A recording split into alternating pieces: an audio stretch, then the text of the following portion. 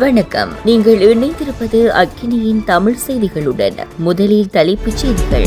மஹிந்த வீட்டில் மற்றொருவர் அதிரடியாக கைது. எதிர்க்கட்சி விளைவித்த குழப்பத்தால் சபையிலிருந்து வெளியேறிய சபாநாயகர்.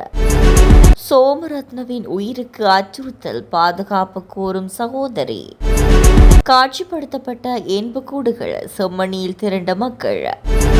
கிழக்கில் மனித புதைகுழிகள் தோண்டப்பட வேண்டும், முன்வைக்கப்பட்டுள்ள கோரிக்கை.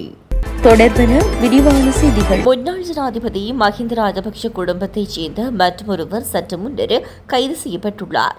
முன்னாள் ராஜாங்க அமைச்சர் ஷஷீந்திர ராஜபக்ச கைது செய்யப்பட்டுள்ளார்.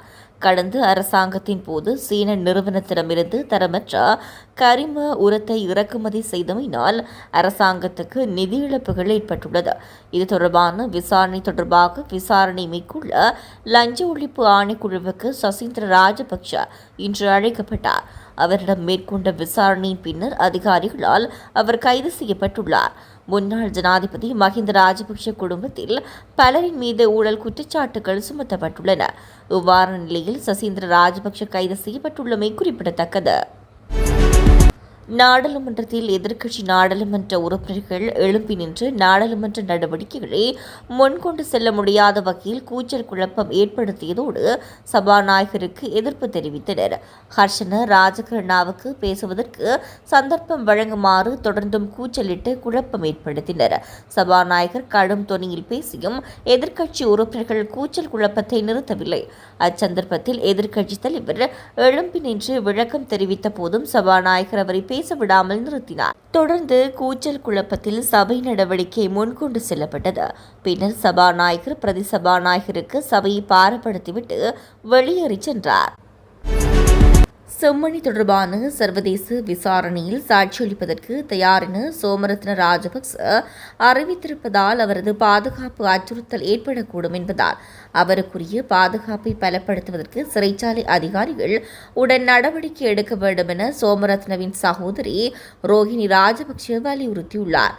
யாழ் செம்மணி மனித புதைகுழி விவகாரம் தொடர்பில் சர்வதேச விசாரணை ஒன்று முன்னெடுக்கப்படும் பட்சத்தில் அதில் சாட்சியம் அளிப்பதற்கு தயாராக இருப்பதாக கிருஷாந்த் குமாரசுவாமி படுகொலை வழக்கில் பிரதான குற்றவாளியாக நீதிமன்றத்தினால் தீர்ப்பளிக்கப்பட்ட லான்ஸ் கோப்ரல் சோமரத்ன ராஜபக்ச தெரிவித்திருப்பதாக குறிப்பிட்டு அவரது மனைவி எஸ்.ஏ. விஜய் விக்ரம ஜனாதிபதி அனுரகுமார திசாநாயக்கவுக்கு கடிதம் ஒன்றை அனுப்பி வைத்துள்ளார்.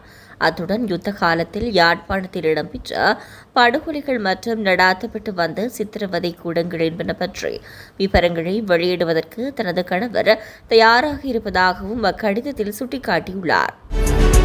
யாழ் செம்மணி மனித புதைகுழிகளிலிருந்து மீட்கப்பட்ட சான்று பொருட்களை சுமார் 200 பேர் வரையில் பார்வையிட்டுள்ளனர். புதைகுழிகளிலிருந்து மீட்கப்பட்ட சான்று பொருட்கள் நேற்று செவ்வாய்க்கிழமை மதியம் 1:30 மணி முதல் மாலை 5 மணி வரையில் மக்கள் பார்வைக்கு வைக்கப்பட்டுள்ளன. அவற்றை சுமார் 200 பேர் வரையில் மக்கள் பார்வையிட்டுள்ளனர். தனிமனிதனோடு தொடர்புடைய சான்று பொருட்கள் சாட்சிப்படுத்தப்பட்டது. இனிவரும் காலங்களிலும் தனிமனிதனோடு தொடர்புடைய சான்று பொருட்கள் மீட்கப்பட்டால் அவற்றையும் காட்சிப்படுத்த நடவடிக்கை எடுக்கப்படும் என தெரிவிக்கப்பட்டுள்ளமை குறிப்பிடத்தக்கது. கிழக்கில் மனித புதைகுழிகள் தோண்டப்பட வேண்டும்.